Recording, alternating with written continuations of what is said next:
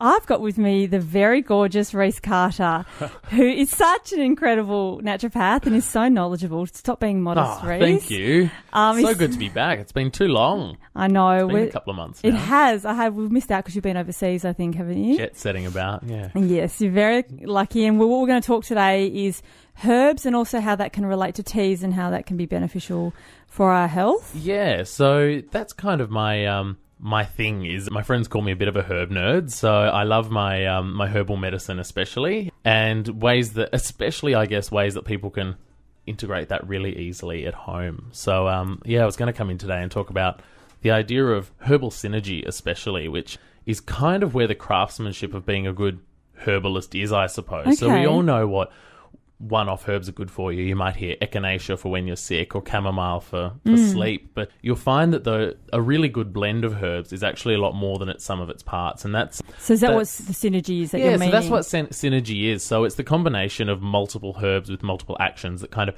amplify the effect beyond what you might expect from just one of those herbs individually. Okay, so you're saying that, combining one herb with another will actually strengthen exactly. the potential of them. So, for example, let's take, probably the most obvious one is, illness, so cold and flu mixes, as opposed to just giving, all right, let's just give echinacea, which is your immune booster. What else can we do there to kind of attack it from other angles, I suppose? And we go, okay, well, the next angle is an antiviral, so a herb that will kill the virus directly, as well as putting a couple of herbs in there that are going to boost your immune system. Okay. And then putting a few that are symptomatic as well, so something that might relieve the cough, etc., etc., etc. And so the overall effect is something that's really targeted and really effective for cold and flu, as opposed to just kind of attacking it from one angle. Because obviously herbal medicines, although I love them, they are gentle medicines. And to really get the best effect, you want to make sure that you're coming at whatever you're treating from multiple angles and really see that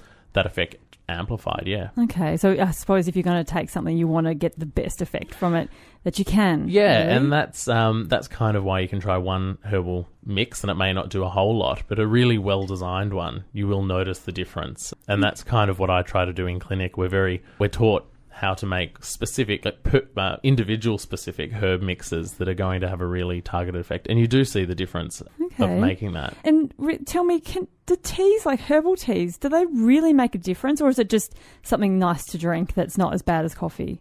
No, they definitely make a difference. You want to be making sure that you're getting enough of it in a day. Like, I think, obviously, like I said, they are a gentle medicine. So like having the one type of tea, as in, with the one herb? Well, you want to be... even if you have one type, the effect is not going to be as good as having a blend. But regardless of which way you go, you also want to make sure that you're getting a therapeutic dose. Yeah. So, for example, something like peppermint for digestion. 1 cup of tea, you might see a little effect from. Okay. But to have an actual therapeutic dose of peppermint, I think you need 7 grams in a day. So you need to be having 3 or 4 cups a day to actually hit that therapeutic dose. Right. Yeah. So it can be a lot of tea. So one cup of tea isn't going to really make much of a difference?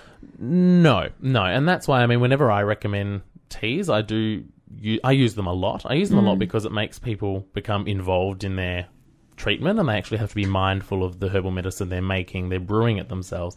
They're taking that time. So that's definitely a benefit of administering herbs through tea. But yeah, really, if you really want to get that effect, you need to have multiple cups, and it's going to depend. It could be anywhere from 2 to 4 cups a day, depending on the herb that you're using. Well, I think it's nice and soothing, especially in winter when you're feeling a bit, you don't want to be drinking cold water. And it's a nice way to take your medicine. Yeah, totally, and it doesn't taste too bad.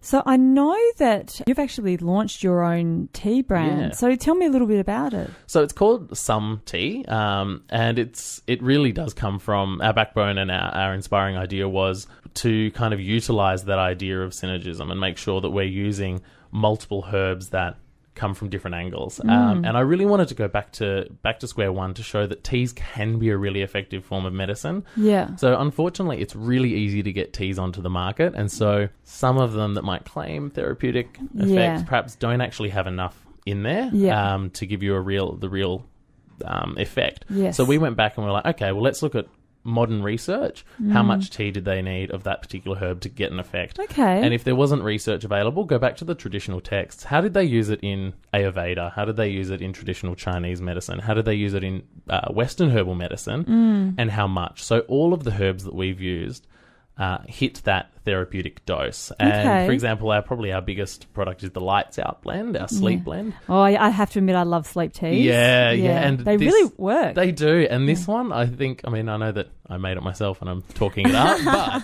but I do genuinely think this one's really quite noticeable from the first night you have it. You only need to have 2 cups. So we recommend one when you get home and one about half an hour before bed.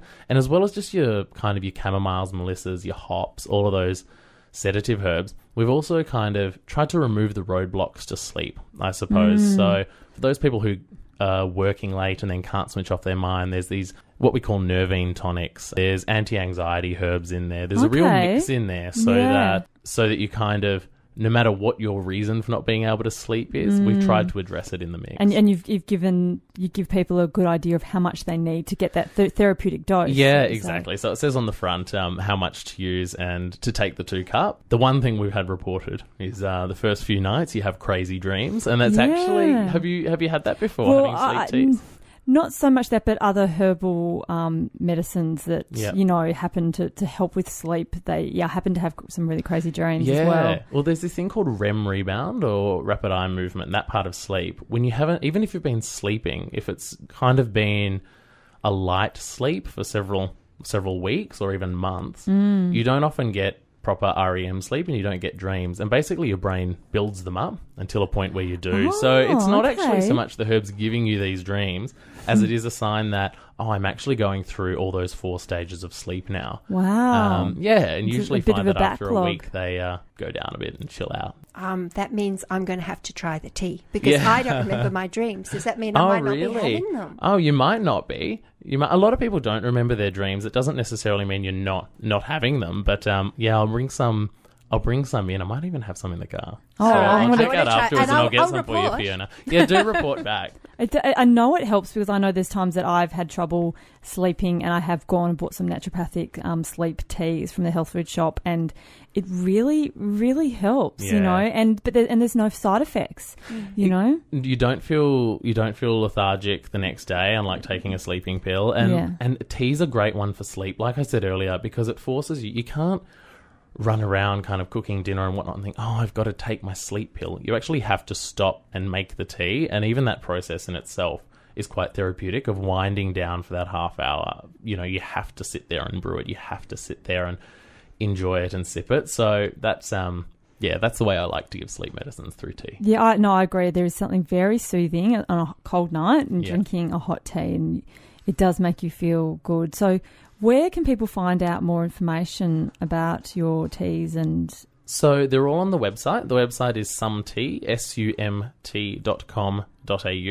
And there's 3 blends out at the moment, and the 4th one's out in the next couple of weeks. So, cool. Check it out. And so do you have any other tips for people if they're, because we've actually started talking about sleep today, besides having a tea, is there any other tips you can give people for having a good night's sleep? Basic sleep hygiene is probably the best. Don't have screens on when you get home. Start actually setting up a sleep ritual almost, where you, at a certain time, you're putting away all screens, your phone, your laptop. All of us can probably relate to having that overactive mind of what I have to do tomorrow, what I have to do this week. Setting up a journal and actually writing them down, and once the book is closed, they're out of your mind, is a really good practice to get into. It does take some getting used to, but that's something I recommend in clinic a lot. And finally, that old kind of myth or that old lifestyle of having warm milk before bed can be really great as well, because milk's actually quite high in tryptophan. And tryptophan is converted to serotonin and then melatonin for sleep. So you can even, I even make a sleep tea with milk. Like I use something like valerian and then kind of valerian root, brew it for 8 to 10 minutes in full cream milk. You need the fat to extract a lot of those constituents, and then kind of flavour it with just gentle flavourings like vanilla bean, cinnamon, that kind of thing. Beautiful. I think I'm going to his place. Well, I want it made For a me. nightcap.